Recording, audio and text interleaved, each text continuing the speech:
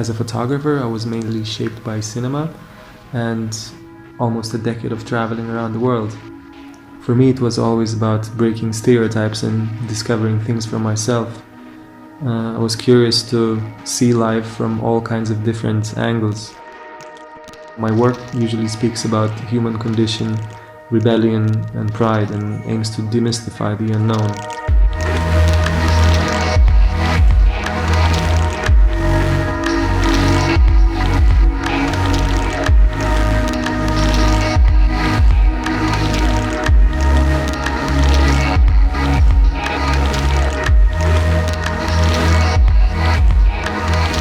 So when I was invited to Rome to work with Latitudo art projects on a photo series about the district of Corviale, it almost seemed like the project was designed specifically for myself, because it featured so many things that I loved about photography and storytelling.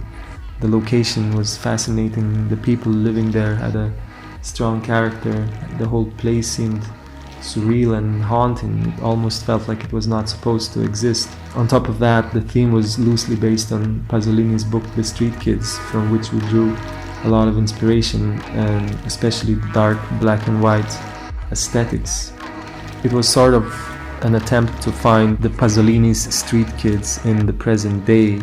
Tra Beethoven e un tiro il senso di stanchezza, tipo in hangover dopo il lavoro vedo gente in giro. Without my mama il tempo non scorre, mi sembra infinito, un'ebbrezza che non vedo ma sento con l'udito, con le cuffie il tempo riscorre come fosse tutto un istante costante ma di sfuggito. E sento la malinconia nel petto, come a non sentirmi protetto dal mondo in quel tempo non basta. Problema di completa felicità ed equilibrio fra il mio essere e apparire.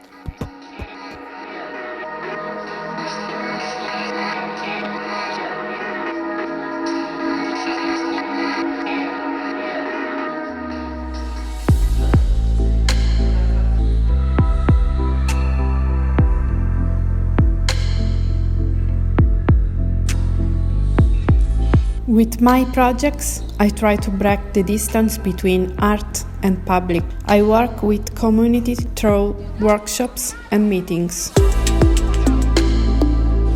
The Cake in the Sky by Gianni Rodari was written here in the Trullo. So I started from this point and chose to work around Rodari's The Grammar of Fantasy. I chose sentences to extrapolate from the text. The sentences were given to the group of women, and we chose to embroider them into fabric. The workshops took place from May to the end of September in the gym of the ex-Baccelli school, located near Montecucco. The hill was an essential presence. We then chose it as the location for the final video. Abbiamo sempre la necessità di riconoscerci negli altri, di sentirci accettati, di ricevere conferme. The video is called Moto Perpetuo Combinatorio because it combines several stories written by the workshop participants, personal stories of experiences, often from childhood, which were related to the sentences chosen to be embroidered onto the fabric. My project concluded with a performance involving a walk with two other women who had participated in the workshops. We went to hang up this piece of fabric in a selected location in the Trullo. At the end of our walk, there was a choir, the Brancoro, who concluded the performance with their protest songs, reconnecting with the embroidery sentences taken from Rodari's text.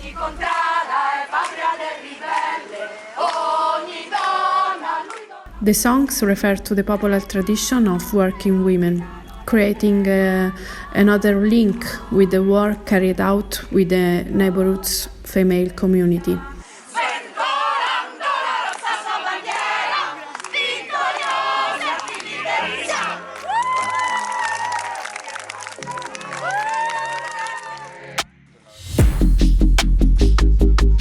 My name is John Cascone. I'm a visual artist and I was invited by Latitudo Art Project to create a project in Trullo. Instead of a residence, we might describe it as an exploration of a neighborhood that until a few months ago was completely unknown to me.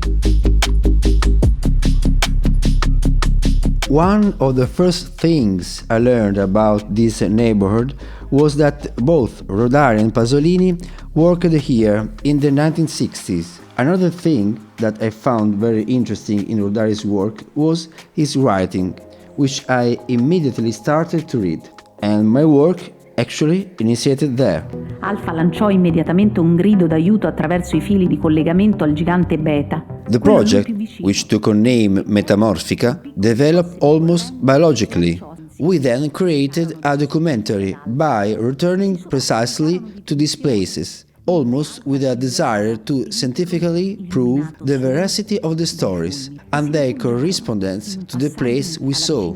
I call this documentary La Fondazione Segreta del Trullo. The video features a scientific construction. I use science fiction audio tracks recalling The Cake in the Sky, which tells the story of a spaceship, thus integrating the Rodarian story into the documentary's creation. Diventando il simbolo degli abitanti che continuarono in massa a vivere in quella zona che prese il nome della borgata Trullo.